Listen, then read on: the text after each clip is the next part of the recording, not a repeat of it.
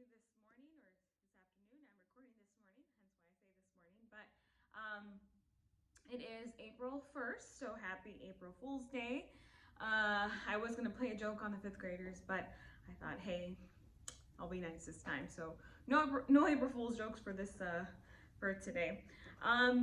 Today we're going to be on lesson 83, fifth grade. So turn with me to your books there to page 540. Go ahead and take those out. I'll give you a second to take those out. We have practiced identifying geometric shapes such as triangles, such as rectangles and circles. These are known as just flat shapes, right? They're called, and we call them plane figures. They don't really have any shape to them. I mean, they are shapes, but we just call them plane figures. They take up a certain amount of area, but they do not take up space. Objects that take up space are things like baseballs, okay, all right, things like a house, or a dog and people. Those have matter. So geometric shapes that take up space are called geometric solids. And we're going to look at some examples here if you have your books on page 540. Even though real world objects that are similar to these shapes may not be solid, as we would say, we can make three-dimensional models of geometric solids, but they are difficult to draw on paper because paper is flat. I do not know how to draw geometric solids. I don't know how to make 3D figures. But they may be hard, they may be difficult to draw because paper is flat and it does not have depth. To give a sense of depth when drawing solids, we can include hidden edges and create optical illusions with carefully chosen angles. We draw and name some geometric solids in this table above that you see. Now I'm just going to give you some shapes here that I have printed out to kind of help you understand the geometric solids. Now here we have a solid. Okay, I think you can see it here. All right, I'll pull this up. The geometric solid. This is a 3D dimensional object. This is a sphere. All right, it looks like a solid here, or looks like a circle. I'm going to go ahead and turn it around here and show you a couple of the solids here. Okay, here we have a cylinder, we have a hemisphere, and we have a cone. All right, and then we have the prisms. Here we name the prisms. These are named after bases here. And we have the cube. Then turning this around, we have the rectangular prism, we have the square prism, and we have the triangular prism. All right, and then we have pyramids, the last one here. Pyramids, all right, pyramids named after a base. They just have one base, and we'll talk about what bases are. And here is a square pyramid. Here is a rectangular pyramid. And here is a triangular pyramid. All right, now that we've gone over those and have seen some of those, these are the flat surfaces of a rectangular prism, and pyramids are called faces. Now, going back to the face here, I'm going to put this closer for you. All right, if you look here at the cube, we're going to look at the cube here. If you look at the cube, you can see here the pyramids are called, the flat surfaces of the rectangle prisms and pyramids are called faces. These right here, this right here is a face. This right here is a face. This right here is a face, the back part, and this part, and then the bottom part. So this in total actually has 6 faces. 1, 2, 3, 4, 5, 6. Do you see that, fifth grade? All right, do you notice why we call them faces? They're the front, or what we call the front of what we see, the flat surfaces here of the rectangular prism.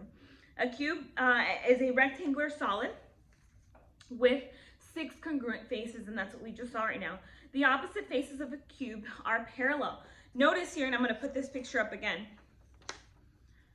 Parallel means the same. So whatever is right here, this part right here, is also the back part of the prism there, of the cube prism.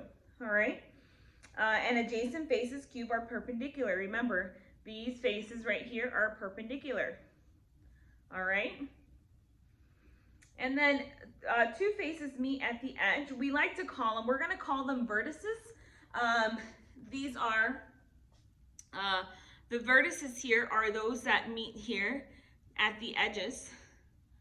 And those are what we call vertices. Now, sometimes your paper might call them, or your book might call them the edges, or just an edge, but we're gonna call it the vertex.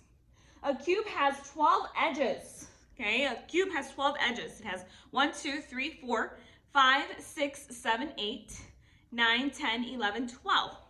Do you see that? It has 12 edges, okay? And then we're gonna see here some of the following things here in your books, all right?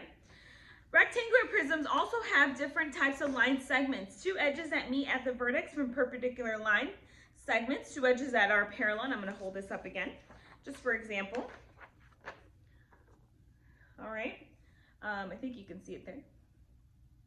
All right, they have different types of line segments, 2 edges that meet at the vertex from perpendicular line segments, 2 edges that are parallel form parallel line segments, 2 segments on opposite faces and going to different directions are called skew line segments. If you look at your book there, you see on page 541, we have different letters that are drawn on this prism here, on this rectangular prism, that tell you, or that are on the same plane here and remain in the same distance apart. We're going to look at the first example there. And they're named here. Each segment is named differently. Remember, a segment is a line with names on it. And you're looking at A, B, C, D are parallel because they're on the same line and remain the same distance apart. Okay, are you with me there, 5th grade? All right, let's look at example 1. Example 1. All right, name the shape at the right. What is a shape that you see there at the right, 5th grade? I will not draw this because I'm not the best drawer. All right, but what shape do you see there? Okay, does it look like this? Right here? So it's a rectangular prism, all right? How many faces does it have? Okay, a face, and it has 6 faces is what that rectangular prism has.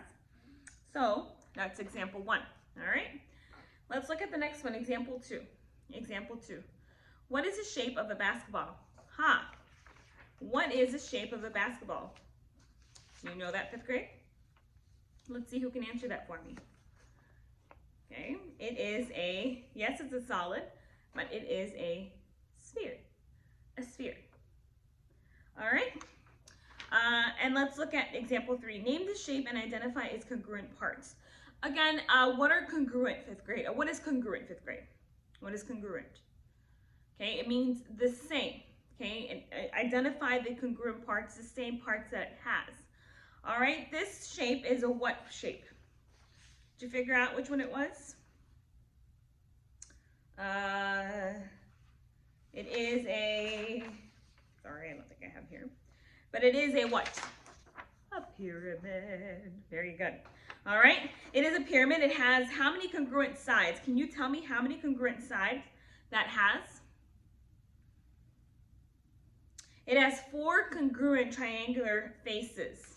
If you look there at your pyramid, and I know your book looks differently here, but it has 1 face, 2 face, 3 face in the back here. I'm trying to go to the back, and then the side. So it has 4 congruent triangular faces. All right, and it just has 1 square base. By the way, a square base is the bottom of this, and I'm sorry, I have to keep going back here. But the square base here is the bottom of this right here. All right, so that is example 3. Then look with me at the last one here. I hope you're following along. Example 4, name the shape and identify its congruent parts. Name the shape. Can you name that shape in example 4, 5th grade? I think I have, oh yes I do. All right, what shape is it? If you guessed the cylinder, you are correct. Do you see that? Does it look alike? All right, name its congruent parts. Do you see any? This shape is a cylinder. The 2 circular surfaces, this one and the bottom, the top and the bottom are actually congruent, and they're congruent parallel bases. All right, lesson practice real quick if you want to do that to kind of help you understand the lesson. I didn't make you do that here, and I probably might have you do that in the coming days, and might put examples here for you to see. But I hope you understood this lesson. You're going to do problems 1 through 30 for in practice today on your practice form. If you have any questions, please don't hesitate to contact me. I will be glad to help you. I love you all. Hope you're doing great, and happy April Fool's Day. Bye-bye.